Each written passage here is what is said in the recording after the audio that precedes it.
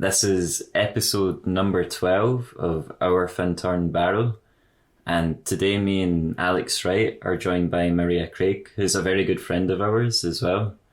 And over the last 2 years, Maria's been working on a new documentary, Firebird, which is about the Findhorn community and everything it's been through, difficult, challenging and positive and celebratory in the last 2 years.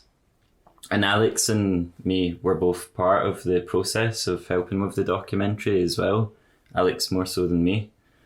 Welcome, Maria. How are you doing? I'm doing fine. I'm just currying in here to start our little conversation. And somehow it's really nice to sit here with both of you and reflect. Actually, it's a bit of a reflection on. It's actually about 3 years now. It's been over 2 years that we've been making the film, but we're covering in the story in the documentary. We're covering about the last 3 years of the Findhorn community. And a lot's happened at that time. And everyone listening to this, everyone in the Findhorn community will be able to join us in that reflection as well on August 18th in Universal Hall. At what time? So we're going to be showing the film. It's a little private showing. Well, not when I say little, I'm hoping as many people from the community come along. But it's really a private showing for the community so that they can share and celebrate what we've been working on for the past 2 or 3 years in the film. And it's at 7:30, and I hope to see as many people there as possible. And what spurred the making of this documentary? What was your initial motive in making it? I thought you were going to ask us a question, and I don't know if I've got an answer. I don't know if I really get spurred. It's kind of like slowly, a slow burn development. And I think it came from, I made a documentary, or I tried to make something that looked like a documentary for the 50th celebrations of the Findhorn Foundation. And I hadn't a clue at that point how you make a documentary. I knew nothing about a camera or how you put a documentary together. I just had this fantasy, this idea that I would love to speak to all these people that were coming for the 50th celebrations, because a lot of them came in their late teens or their 20s, and I wanted to know why they came to Findhorn all those years ago, and how did your life pan out? Did Findhorn have an impact on your choices in life as a result of the experience at Findhorn? So I just asked lots of people lots of questions, and everybody was so graceful. I think they thought I was a filmmaker. They didn't know that I hadn't a clue what I was doing. But we managed to get a lot of interviews, a lot of lovely interviews. And then I roped in someone else from the community, Lorenz Graman. And Lorenz edited this film for me. It took us ages to edit it, and he just stuck with it. And we came up with something in the end that looked like the beginnings of a documentary. So people were asking me, are you going to make a 60th birthday celebration documentary? And I thought, no, I've done that. And I also made a film about 2 years ago called Growing Up Green, and that was a film for BBC Scotland. That was a professional film for BBC Scotland, and that film was about what it's like to grow up in the Findhorn Foundation, and that it did very, very well on BBC, and it was on the iPlayer for a year. So I thought, I've done my bit with films for Findhorn. But, I was asked, would I do this documentary? And somehow, one day I just said, yeah, I would do it if I get to make a proper documentary that I would like to make, about truth and about some of the experiences we've been through over the last few years, because I felt that would be worth sharing with the world. So you let me think. We could go so many different ways from here. So you decided to make to go kind of private with this movie rather than go through some of the larger organisations like the BBC or Netflix. Or was there a reason for that? What kind of freedoms did that allow you to have? Yeah, no, you're right. If I had tried to involve a broadcaster or even a big production company or a production company in the early stages, I just knew that wouldn't have been my film. And I might have been asked to do things that were outside my moral boundaries, or that would break some codes of values that I have. And also, the people, I've been part of the Findhorn community for 40 years myself, so I feel part of the Findhorn community. And I didn't want to work with an organisation that might push me to do something that I really didn't want to do. So I just wanted to fully engage with the people and participate. It was like an ethnographic documentary in a way, because I was part of that process that they were all going through. And I really didn't want to share it at that point with a big broadcaster or a production company, because I didn't know what they were going to say or how the film was going to turn out. Those values that you feel drew you to Findhorn initially, what kind of values is it that you're talking about? And do you think that those values appear prominently in the new documentary as well? That's quite a big question. When it came, let me think about that one. I say values, but it was more, I think, ideology. At that time, we're talking 40 years ago, so we're talking, I think I came with my little boy on my back. He was only 2 years old, and I was curious to come and investigate this community. And I think I had an ideology at that time that was a bit incongruent with the society that I grew up in and the society that I lived in. I always felt a bit different, and I was thinking out the box or questioning everything. And when I first came here, actually I was living in Abu Dhabi when I first heard about Findhorn of all places. A woman was passing through, and she was passing through to New Zealand, and she had just come from Scotland. And I said, "Oh, I'm from Scotland." I said, "Where were you?" She said, "I was at this community in the north of Scotland called the Findhorn community." And she told me some things about it, and I thought, no, not in Scotland. There's no people like that in Scotland. So I was just desperate on my next tour home to come and visit it. And as soon as I came into the area, I connected. I just loved the bay. And as soon as I went into the community, I thought, yeah, there's people that are questioning in a way that I'm questioning. They might not have all the answers, but they're certainly questioning the issues that I'm questioning in life at this moment. So that's what, and values, yeah, I think I shared values around what was happening on the planet at that time, and they were, obviously giving that enormous consideration. I've watched Findhorn change so much over the last 40 years. I mean, lots of people will tell you in the film as well that, it felt very grounded in community. When I first came here, it was all about community and being together and sharing. And that still exists. But there's also, in my view, more of a fragmentation as well. And yet the community element is still pretty strong in many ways. But it's certainly, it's different. It's just different now. And I can't say I can fully express why I feel it's different, but it is different now. What was your experience of that fragmentation in the making of the documentary? And what effect do you think that the documentary might have, or would you hope it to have? I think the fragmentation that I saw, it was a very crucial time in the history of Findhorn Foundation and the community, in that they had been through some really difficult times, like everywhere in the world was going through the same issues of COVID, pandemic, lockdowns, redundancies, a lot of grieving, a lot of separation. And I just witnessed people's different points of view around all those issues. And I really felt their pain when I was interviewing them, because I think the pain came from the fact that they were a community, very close community, and they were feeling the grief of fragmentation. And I felt that, and I was with them as they went through that. Well, the documentary brings up a lot of issues. It's kind of reflecting and revisiting those painful situations, like even Brexit had an impact on the community, particularly on the young people having to leave, on COVID, and how people had different different viewpoints, different feelings on how they wanted to deal with that pandemic issue, the whole redundancy thing. So people will reflect on all of that.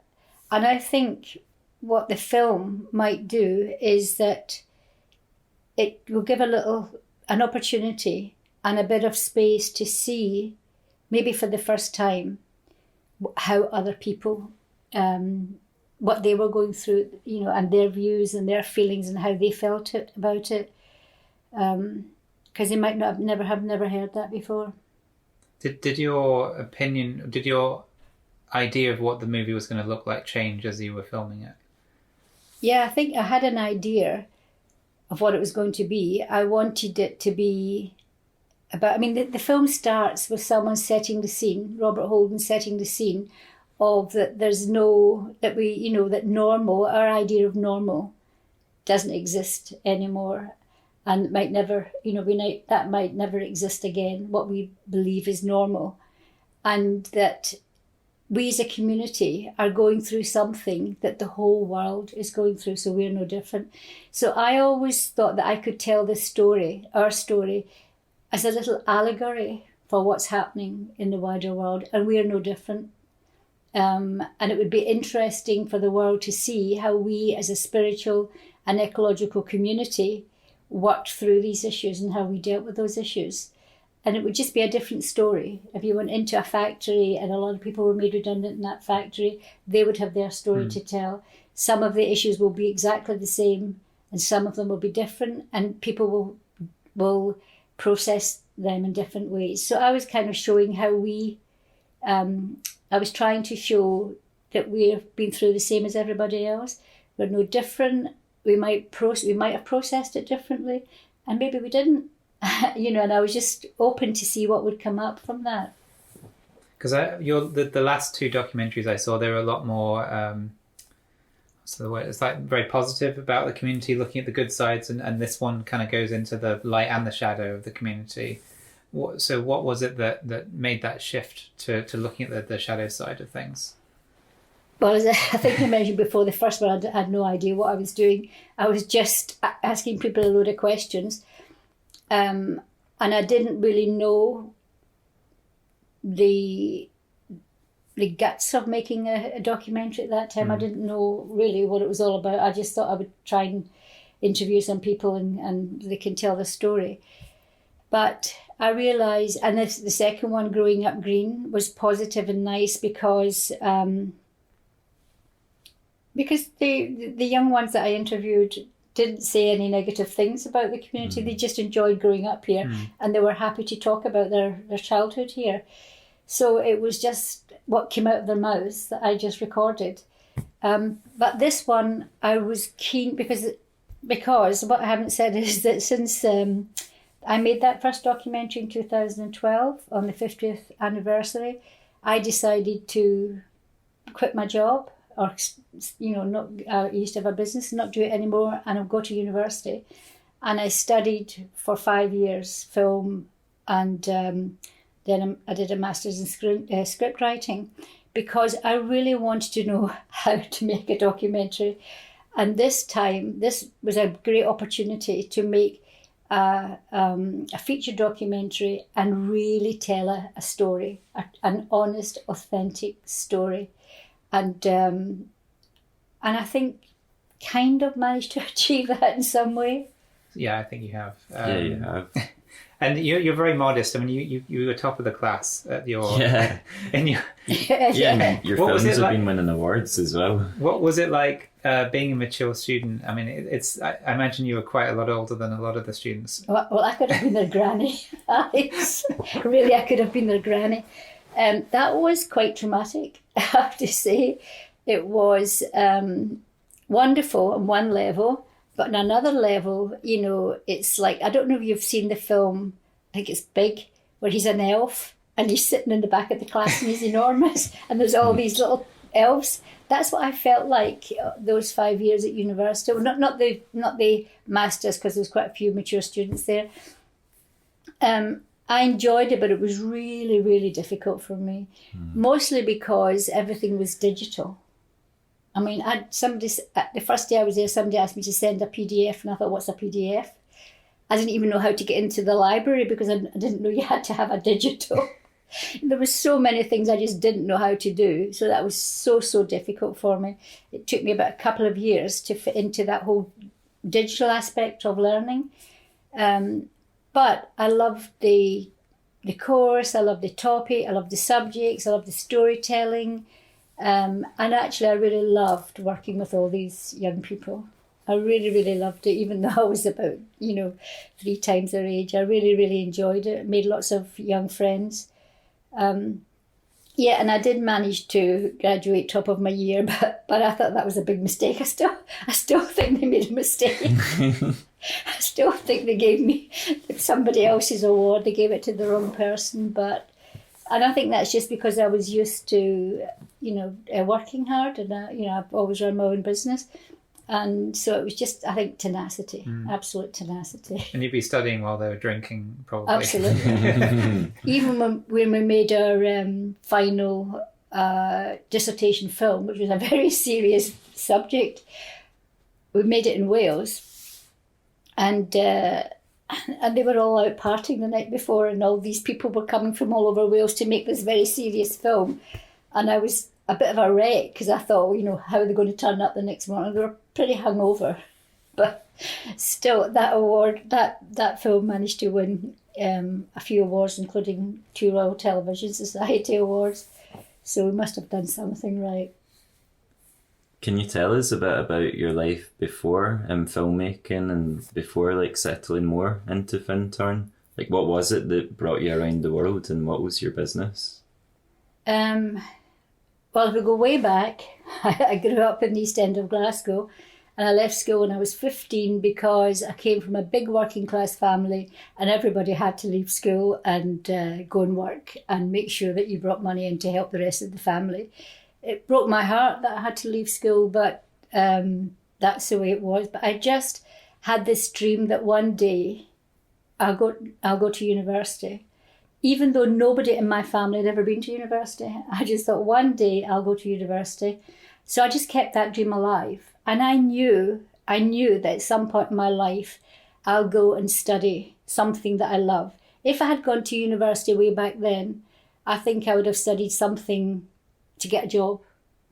But what a luxury to have a life and then go to university and study something that you really want to do and you love.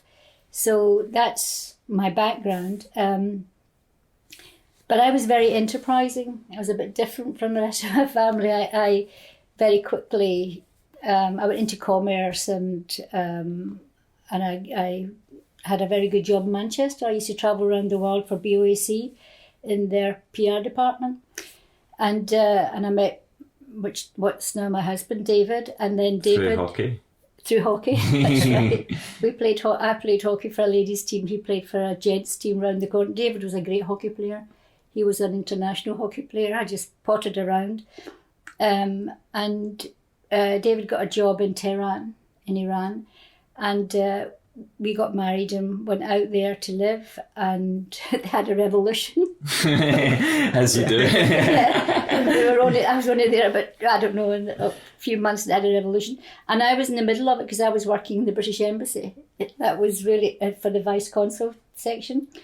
And that was quite an interesting time in my life. And then we went on to live and work in other countries through David's work. I had a training and development company. I had it for about over 20 years.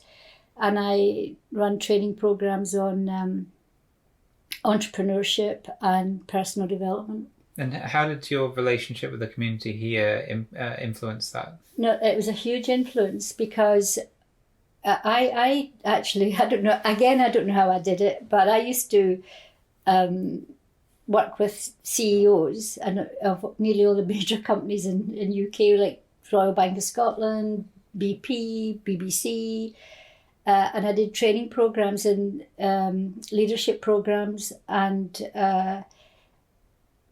I wrote a course here in Findhorn in Oriole's Barrel House one summer. I spent the whole summer there, and I wrote a course called Managing from the Inside Out. because I was fed up doing all this training with managers and you know, one day I was doing something on time management, and I said, how many of you have been to a time management course before? And everybody said yes. I said, how many of you have been to more than one time management course? And everybody said yes. And some of them had been in quite a few. And I said, well, how come you're still on a time management course? You're still coming. And then the penny dropped. It's not what, you know, it's not what you know, it's what blocks you, what gets in the way of achieving the results. So I started working on that. And the program is called Managing from the Inside Out. And it was looking at just becoming more aware of all our blocks and barriers, like from our value system, our culture, our education system, our belief system, and the way we think and how that manifests in our emotions and how we react to other people. In your personal life, what challenges did you have to come over from your background? You're going to laugh at this, but I don't really feel I had many challenges, because I always believed I could do what I wanted to do. Yeah, nobody told me I couldn't. If nobody tells you can't do it, then you don't have those blocks and barriers. I just thought, well, I could try that, and I was always encouraged to try it. Because you say, you know, you left school, you know, you didn't go to university, you didn't come from a wealthy background. So, you know, in a way you could say there's the challenges, but the biggest challenge is people saying you can't. Yeah. Yeah. Nobody told me I couldn't do it. And you're talking about the self-belief as well. So not only just other people saying you can't, but maybe the biggest challenge a lot of people have is themselves telling themselves they can't. Yeah. Nobody sat me down and said, oh, look, you know, you can't go to university, you have to come. I just knew that my parents couldn't afford for me to go to university. I knew that I had 6 brothers and sisters, and I'm the second oldest, and I had to help support the family. So, if I had said I want to go to university, I think my parents would have found some way of supporting that. What was your family's reaction to coming to this community and being involved and being part of it in some way? Do you really want to know? The first time I came here, I was coming here, as I said, my son was just 2, and I told my mum I was coming up to this community. She said, oh, I've heard about that community up there. It's like the Moonies. She said, don't take that baby with you. Leave him here. So that was the kind of reaction. But over the years, they eventually knew that I loved coming here. In fact, all my family have been up here at some point or other. Yeah. And my dad made lots of Wickerman jokes when I started coming up here. I think a big part of him believed it could be like that. So, and both of you worked on the film with me. Mostly you were dragged into everything. Oh, Alec, can you help with this? Oh, Alec, can you do this? What was that like for you? I don't know. I'm a technical guy. I like fiddling with cameras and microphones and things like that. So from that point of view, it was quite fun. And I guess what motivated me was, I kind of already knew what people were going to say in the interviews, but getting that story out, getting a balanced story out that really shows the full breadth of what happens here was my motivation for being involved, because I don't like kind of nicey films. I like films that got that, and so you can get the full spectrum and get a real feeling for a place and the people and what's happening for them.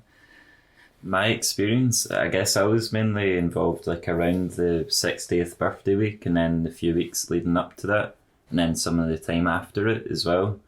It's had and is still having like a massive effect on me and my life. I told you at one point that one of my friends asked me after a few drinks, when have you felt the most alive in your life recently, Callum? And then the first thing I said was that working in the documentary, and there was only like maybe a few things that really came to my mind. And it put me in touch with something. like I used to do like some work in films as a teenager through GMAC, the Glasgow Media Access Centre. Me and Maria are both involved in some level with GMAC and have been involved. And my biggest passion in life really is film. Like I've always watched a few films a week. I get that from my dad. Film's always done a lot for me emotionally, and I think my biggest dream has always been to be involved in making films. But I became out of touch with that, and I forgot that for a long time.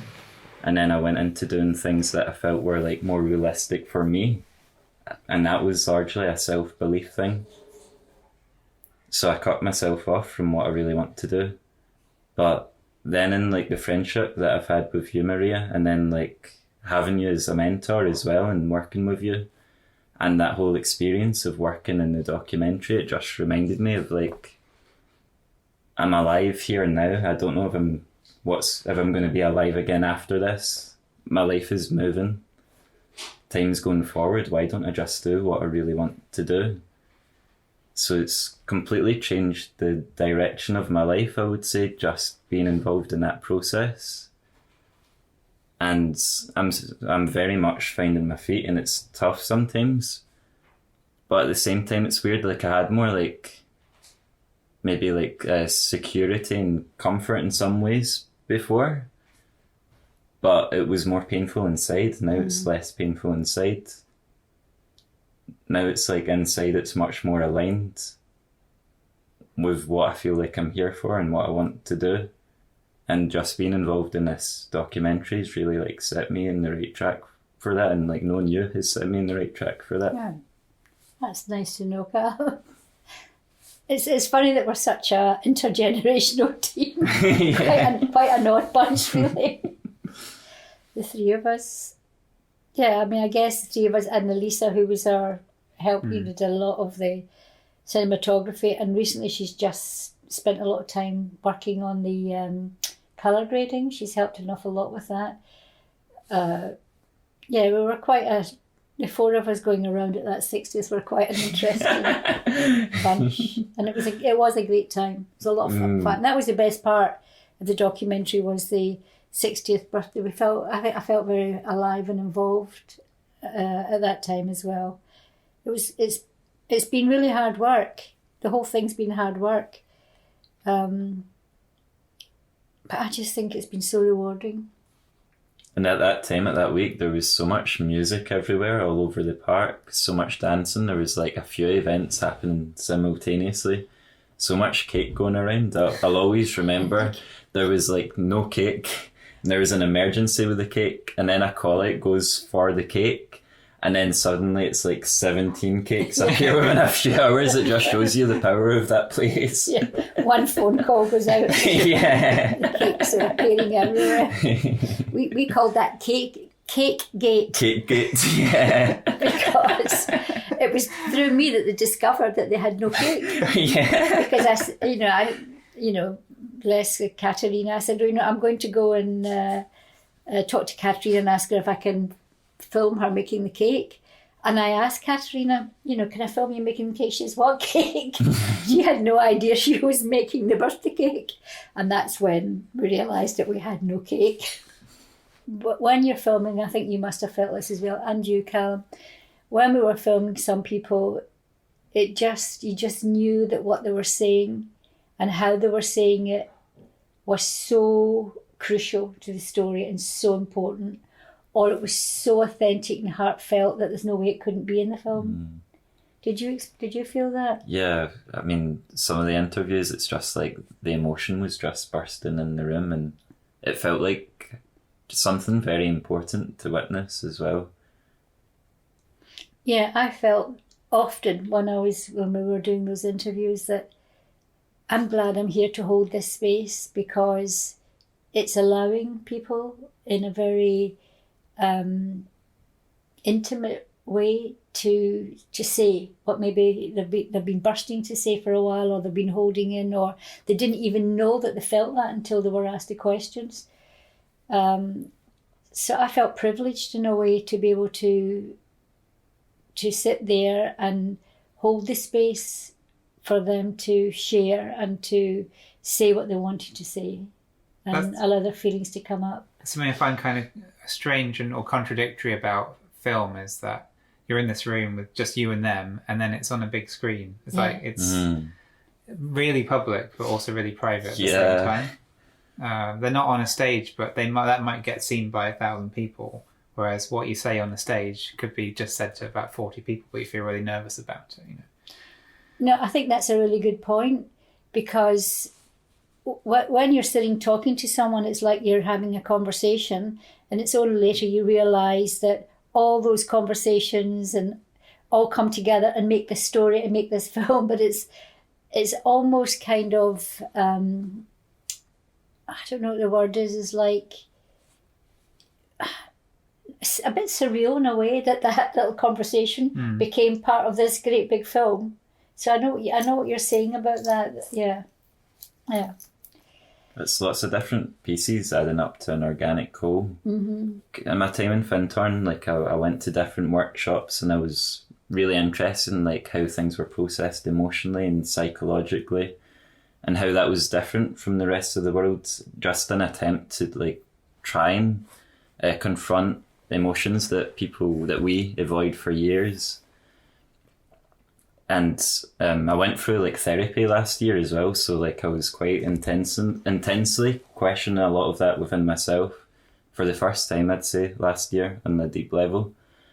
And when we came to making the documentary, I seen that in many ways that's what you were doing with the people you were interviewing, but you were offering, like, no matter who it was and no matter from what angle they were coming at the issues from, you offered them a safe space to just let everything out, and things that maybe people hadn't given them the chance to like come out with before. And I could see that it was something that was very healing for them.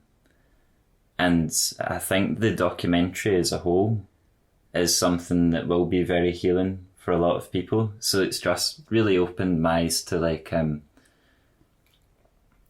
there's a lot of value in therapy, of course, but therapy doesn't just have to be like two private people in a room. Therapy can be done through art, through film. And I guess the thing I most want to do with my life is to help people. And now that I've watched you go through that process with that documentary, then I almost feel like a lot more justified in like pursuing a path of art, because now I can see so directly and see so intensely how much you can help people with making something like a documentary. Yeah, and how cathartic it can be, and how we're really sharing. It's a big sharing process, I think, making a documentary in many ways. But here's the question I have in my mind, and that is, it's okay, I was sitting here talking about Findhorn and our documentary, and we're part of the foundation, the Findhorn community, and we know about all of this. We've participated in many activities, and we understand the workings of the Findhorn community and how they operate. How do you think this film is going to hit the world, or hit? How are people outside of Findhorn community? How do you think they'll view this film? And will it have a benefit? Because you talk about sharing. It'd be wonderful if we could share it in a wider scale. But I don't know. I have no idea how that will go down. What do you think? Any question? Any feelings on that? Any thoughts? Well, I'm very optimistic about it, and I know that. I'm very optimistic about it. I think there's a big place for this documentary in the world. I think that as a society, like all around the world, we're more intensely questioning things in our way of life and what's wrong with our way of life right now and what's missing from a lot of people's lives right now. And I think a lot of that has to do with a lot of people don't have the freedom, or think they don't have the freedom to just pursue like art and what they love. And a lot of people feel like they don't have a community or feel they're disconnected from that. A lot of people feel that maybe they are staying like too far away from nature or not connected enough to nature. I think that all humans, even if someone's like completely like atheist, materialist or whatever, no matter who it is, have some form of like what could be called a spiritual yearning. That comes in many different forms. And I think the Findhorn community is a place that's constantly questioning that, addressing that, and that appears in the documentary. There will be other places like Findhorn around the world, but for a lot of people, this documentary, I think it will offer them like a looking glass into just like a very different way of life.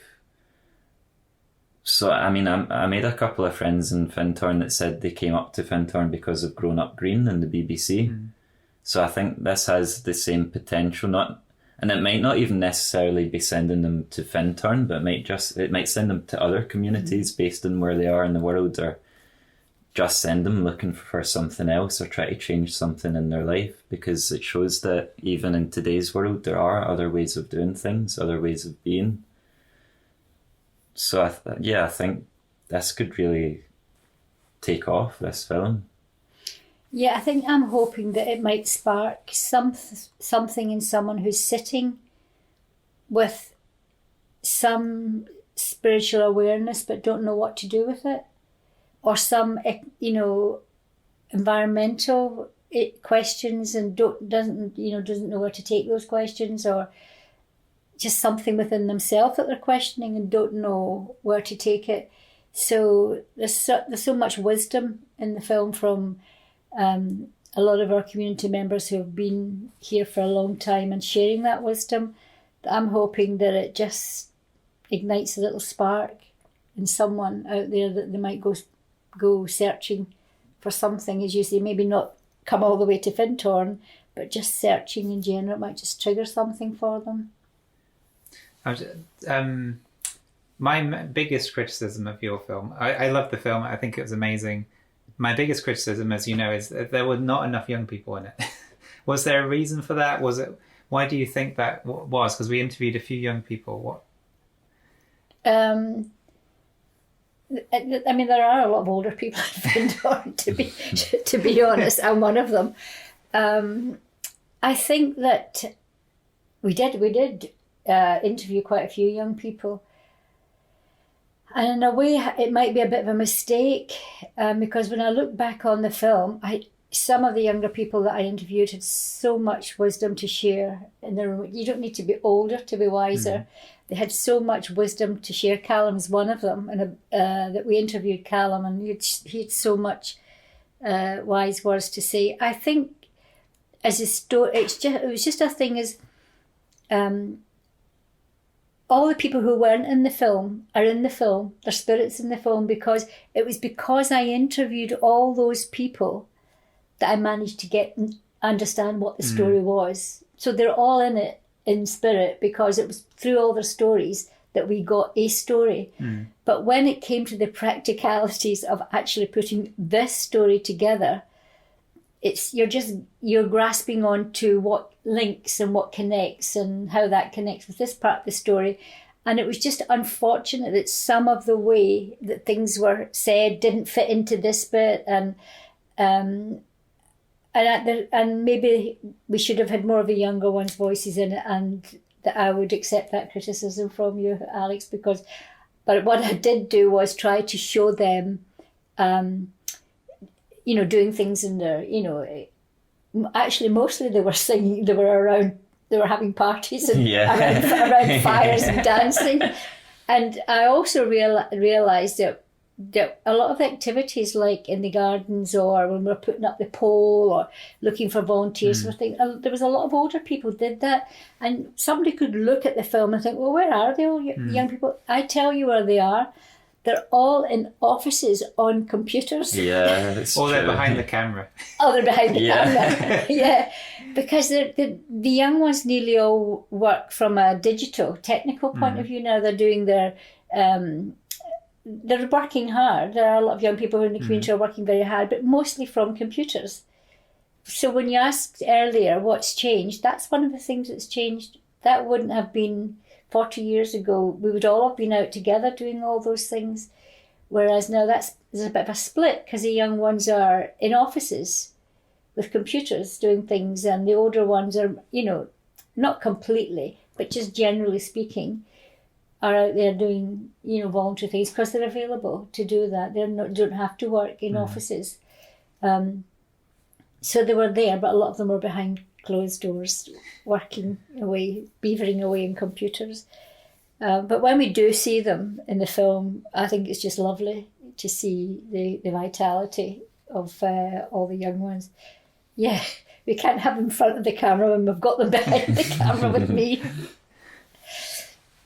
For our listeners, what people in the Findhorn community would you say feature most prominently in the film, who hold the story together? Well, the protagonist is Jonathan Caddy.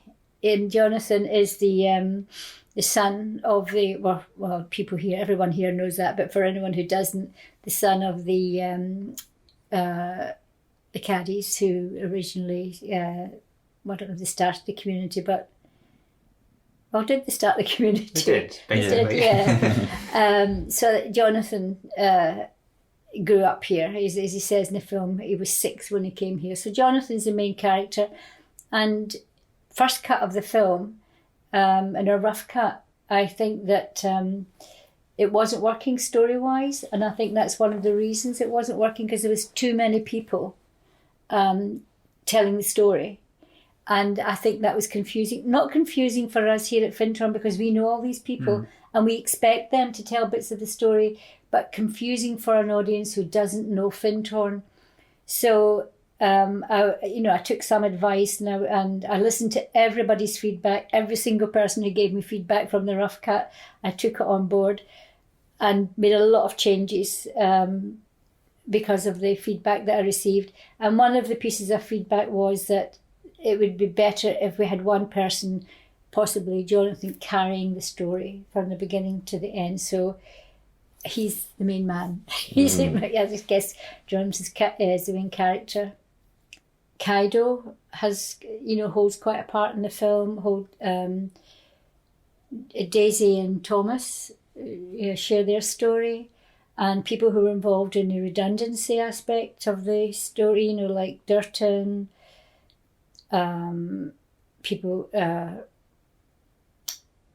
Iris, and what's her name, the manager? If it's just going out of my head right now. Caroline, who was the manager at the time. So there's a lot of people who, but I think that Jonathan's definitely holding the story. Britta's quite young. Yeah. She tells her story. And you talked earlier about the person that might see the documentary and then this sparks something in them and changes their life. Has there been any films or documentaries in your life that have had that effect on you, that's really sparked and waken something up in you, that's made you want to pursue this? I don't know what made me want to. I've had a few sparks in my life. I think that way back in the early 80s, Shirley MacLaine, the film star Shirley MacLaine, had obviously had some experiences in her life where she was having awakening, to spiritual aspects in her life, and that sparked off. Somebody passed me a book again when I was living overseas, and I read it, and that book had a huge. I think it was Out on a Limb, and it had quite a big impact on me because I felt that I was sharing, some of what she was going through and experiencing, I was experiencing as well at that particular time in my life. So it wasn't, and whenever I saw her in a film, I thought about that spiritual aspect of her, not the part she was playing in the film. So that was quite an early little spark in me. But documentaries, what they spark in me is how they're made, the structure, how the story's told. So I watch a lot of documentaries from that perspective. And I find the documentaries that I like most are when there's a real personal profile. It's really engaging with someone's emotional life. And I talked a bit earlier about, as well as being a friend, I see you as being like a mentor as well, and like someone who's an inspiration to me. Has there been anyone over the course of your life who you've felt has had that sort of like mentor role for you?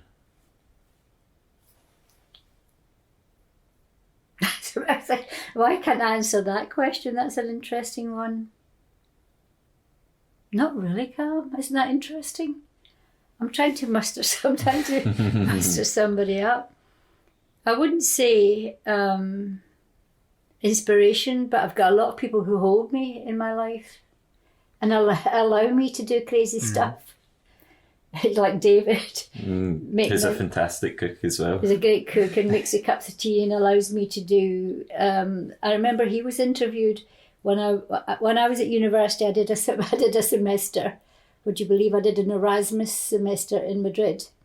So I did 6 months in Madrid, and one of the young students there couldn't believe that I was 65 and I was coming to university to learn about film. And so she made a film about me, and she interviewed David, and she asked David, what do you think about your wife going to university and coming to Spain and doing an Erasmus course with all these young students? And David just said, I don't think anything. She's always done on crazy things in her life. This is no different.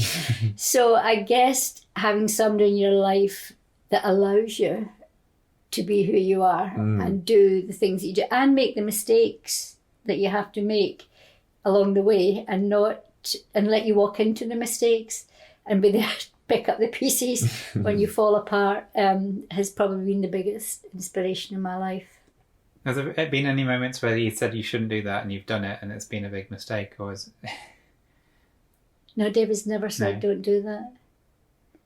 I mean, that's what I'm saying. Nobody's ever said to me, don't do it. I've had people who've kind of, not ridiculed, but I've had a little bit of who do you think you are in my life, or you're living above your station.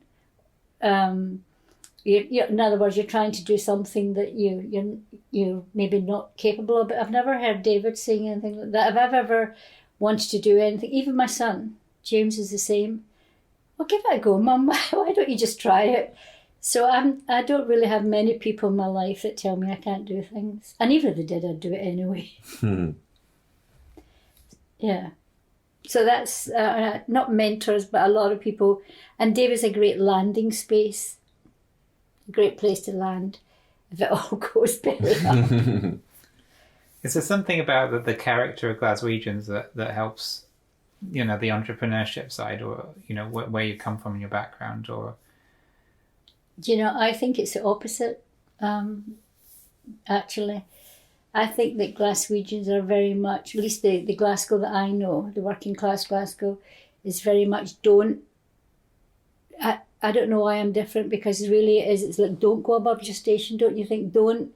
When Billy Connolly started to be successful, it was like, oh, who does he think he is? He's away down there in England, now he's in London and he's doing all that. It's fine when you can keep them controlled in Glasgow, but if you get too big for your boots, people don't like that in Glasgow. So no, it's the opposite. It's almost like, who do you think you are? What makes you think you can do that? Obviously, I never listened to it. I didn't get the memo. I didn't get the memo because... and I think that's just more of a personality thing. And also... And both my parents weren't really true Glaswegians. One side's Italian, the other side's Irish, and they were both immigrants. My dad's from an Italian immigrant family, and my mother's from an Irish immigrant family. So I guess trying things or going away somewhere else to try and improve your life is in their genes, and maybe it's in mine. And my family call it the ice cream genes. Go from Italy to Glasgow and make ice cream and sell it to other people. And that's maybe where the entrepreneur thing comes from. I mean, I really love Glasgow, and there's a lot I love about Glasgow, but I have a very complicated love-hate, push-pull relationship with Glasgow. And there's a brilliant songwriter, I can't remember his name sadly, but he did a brilliant alternative Scottish national anthem called Harmless. You might know the one. And he has a song about Glasgow, and then in it he says that Glasgow clips the wings of the birds from there. There is something to that. But it's a very complicated thing as well, because I think because of the history and because of all the connections, a lot of people from Glasgow and Glasgow itself maybe experiences a lot of like stereotypes and discrimination from the outside of Glasgow. But then that becomes like a thing happening from the inside out as well because of that. So then it's like, I don't know. But I tell you one thing when you were saying that about Glasgow is that we're very curious people. We nosy maybe is more word. We're just very nosy. Maybe that's why I'm able to interview people. I'm just genuinely really curious about this whole person. And when I told you about going to Spain, I made a nice little young friend there called Claudia, and she lived with us a couple of times, and everywhere I went and I would be talking to people, she'd say, "Do you know him? How do you know her?" "Oh no, I've never met them in my life before." She couldn't believe that we would just talk to anybody and everybody and get their life story, and you tell them your life story in a way. That's a very Glaswegian thing, and I think that serves us, don't you, Karen? Yeah, a very like opening and welcoming city in many ways. Like they have the whole People Makes Glasgow thing that goes about and it rings true. I mean, my family, my mum's like that as well. She talks to everyone. When I met your mum, you never stopped talking. But listen, I was going to ask you, Alex, so now you're not working in the Findhorn Foundation, and you're moving on now to other things in your life. You're just in that place where, there's huge doors opening and huge opportunities for you. You could go in many different directions. So I don't know if this has got to do with what we're talking about in the film or not. Maybe it has. Has the film encouraged you, or making this film, or even working with what you did at the foundation, encouraged you or given you any ideas how you would like to go forward? I think it's inspired me, and also scares me how complicated and how many problems can come up with something like that. The additional time and cost it's taken to get from the first draft to the second draft and all of that stuff and criticism you get. So it's like, it both inspires me that something can be created like that, and also a bit daunting as well. So I would like to do some bigger projects and things, but I think the more I used to think, I'll reach a certain point in my life where I've learned enough and I'm good enough that I can relax, and I could do that. But I think that if I want to take on another bigger project, the mistakes get bigger, the money that's spent, it gets bigger, the stress gets maybe a bit more. So maybe there's not that end point. It's just never ending learning and bigger mistakes. So I guess my background with my parents is like, you get a job, you get a nice salary, you stay in it. Whereas I think this has shown me that you can make much bigger things, but there's much bigger risks involved, I guess. Not so much like it's the end if you fail, but more like risks in terms of like personal, I guess it's about how people see you or how you get criticized and stuff, but to be a bit more bullshit with it and be like, well, I don't know, don't care, and let's just get on with it. And that's what I've learned from you and this process of making this film, is like, okay, take on the criticism, but just keep moving forward. Yeah. So we're going to see big things from you then? I hope so. In the future, Alex? Yeah, I don't know what though. I really don't know. There's so many things I could do in life, but I'd like to do something bigger, because I've done lots of small projects where I'm the camera person, the sound person, lighting person, colouring person, everything. But seeing how you've brought all these different people and elements together to make something much, much bigger is quite inspiring to me. So I'd like to be able to do that. Yeah. I think you're going to do that. I'll be waiting to see your name in lights, Alex. You could do something together. Hopefully we'll all be doing more things together in the future. And something I've observed from you, but also I think we interviewed John Talbot and he talked about it, which is like you just have this like vision, and then you just keep picturing the goal you want to get to, and you'll get there. And he said something similar around that, and I think you said something like that before, which is you just have this clear vision of what you want. You don't get distracted by it, and you just keep moving forward. Don't see the hurdles. We did talk about that once, Alex. It's like hold the dream, keep the dream alive, keep that vision, and make the vision bigger. For me, I make the vision enormous, so the hurdles are tiny. You know, I don't think about the hurdles, and when I come to them, I try not to magnify them, because the vision's the big thing that I've got I'm holding. It's to keep the dream alive and keep the vision big, and just hold that. And I don't know, just you get over these little things because you're so holding this bigger dream at the end of it. I was thinking it's a bit like when I go outdoor swimming, and I'm thinking, why the hell am I doing it? Once I've got into the water after about 10 minutes, I'm like, actually, this is why I do it, because I'm out there in the sea. It's just me and the waves, and there's no one else there because it's too cold for most people. But it doesn't take that much, just to get used to the cold. Well, for me, it doesn't take that, maybe 10 or 15 minutes. You get used to the cold, and then you've got something that a lot of people don't have, because they're not willing to put themselves through that. Yeah, and don't catastrophize the hurdles. Oh, this is cold, it just really is. I mean, when I did all my entrepreneurial work with other people and helping lots of people start up in their business, and they talked about, and I heard you saying the same similar kind of things, and there's this, and I would be worried about that, and everything. But it's like, if the vision's so big, then you don't see the hurdles, and when they come, you just deal with them. And don't magnify them. They're going to come, but you just kind of go moment by moment and deal with them as they come. This is my big gift to you, Alex. Don't focus on the hurdles and what might be difficult. Focus on what you really want to get out of this, what your big vision at the end of it. Because I'm quite a detail-oriented kind of person. Forget about the hurdles. Forget about these things. They'll work out. They'll keep your eye on the vision ahead. And Callum, what's your plans?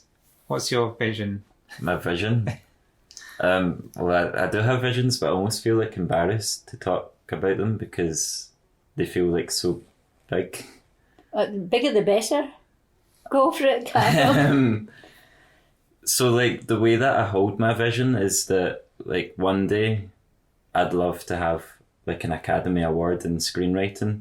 But the reason I hold that vision isn't to have like a prize or to have fame or to have recognition. But it just means that if I have something like that, then what it means is I've went through a process where I've been able to create things that I've offered to other people that they can get a lot from, and that I've created something beautiful as well. So that I can be able to create something beautiful and create something that I feel like I have inside me that I really want to get out, then I hold that type of vision, and then hopefully that sort of drags me along to somewhere. And even if I don't reach that, then hopefully it gets me to something like close to that. But yeah, I hold pretty big dreams. Well, keep that dream alive, Callum. And the holding a prize or a medal or something, there's nothing wrong with that, because it's a sort of physical metaphor in a way for all the other things that you've got to do to get to that point. I mean, I have to be honest and say that when I was at university, I did have a vision that I was going to be standing up at the end of 5 years being clapped for something. I didn't know what. I didn't think it was going to worst be student. At the top. No, he'd clap for the best student, but I did think that I was going to achieve something, and I kept that vision alive. That that I'm going to achieve something quite worthwhile at the end of this, and people are going to appreciate me for it, and I'm going to appreciate myself for it. Well, I can't wait to see the claps at Universal Hall on August 18th. I think we'll be in tears as well. We might be the only ones clapping. We'll wait and see. Yeah. Oh, but I tell you one question you didn't ask me that I thought you would ask me. And that is, why did we call it Firebird? Why did we call it Firebird? That was next on my list. Why did we call it Firebird? Well, it took the whole nearly 3 years to come up with that title, because we had about 4 or 5 different working titles. We started out with Wake Up Call. And I just thought that it was sort of, Wake Up Call was synonymous with a lot of things that are going on in the world at the moment. Oh, wake up to this and wake up. I don't know, we can't call it Wake Up Call. And I have to say, I was very inspired by the little story that Roger told, the story about the Firebird in the film. The stained glass. The stained glass window and the Firebird. And then I looked into the mythology of the Firebird and where it comes from. And apparently it's mostly Slavic mythology, and the Firebird is synonymous with the element of fire, for one, and fire and light. And the other thing is that, and it's what I always thought about a Firebird, is that it kind of represents regeneration or transformation, something rising. And I think that in this film now, it has all those elements in it. There's also another significant part of that name, which is that a lot of the meetings were held in the Phoenix Cafe, which is a Firebird. That's it. In that corner of the We cafe. drank a lot of coffee in there. How many cups of coffee? No, but a lot of magic happened in that little corner of the cafe in the Phoenix, actually. A lot of magic happened. People that we met, people that came to contribute things, people that told us stories. We were very gifted, I think, sitting in that little corner with what came towards us. We seemed to attract a lot of really useful elements that helped us with the film, just sitting in that little corner of the Phoenix. There's been a lot of coincidences just in the hall as well. That's where you met Callum, I think, for the first time as well, wasn't it? Yeah, at the sound desk. Yeah. No, it was when you used to, no, before that, you stood up and spoke, and I thought, don't tell me there's actually 2 Glaswegians here at Findhorn. Me and Callum, there's another one. And then I was determined that I'm going to find out who this Callum is. And we met at the sound desk. And a sort of synchronicity between us that I like to tell people.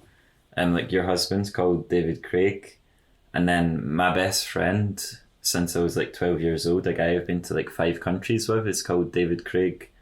And then my mum's best friend in work, who she goes out for coffees with, is David Craig. And I only know 3 David Craigs, but they're all in close orbit. It's really interesting because I only know one. Well, I think that's probably a good place to wrap up. Is there any more good, deep philosophical quotes for the end? Or... No, but I think that I'm going to hold the vision now.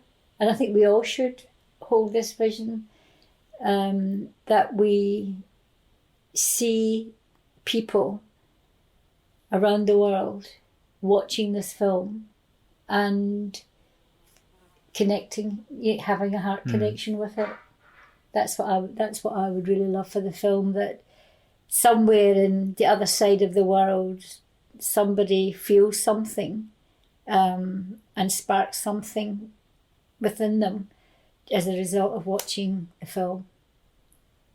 I'm holding that vision as well now. Yeah, we'll all hold that vision and it'll happen.